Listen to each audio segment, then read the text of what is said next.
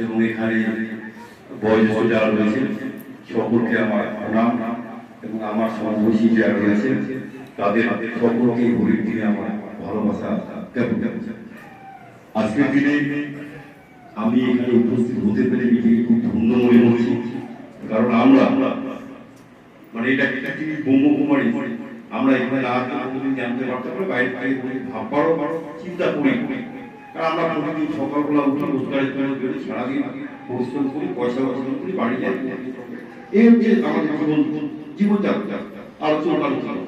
কিন্তু এখানে এসে মনের একটা আলাদা আমার পরিবর্তন হয়েছে আজকে আপনাদের দেখে সবাইকে দেখে।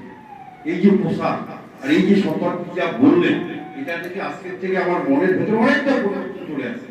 আগামী দিনে আপনাদের যত প্রোগ্রাম হবে আমি আসবো, খুব ভালো লাগলো। আমরা সম্মান যা বললেন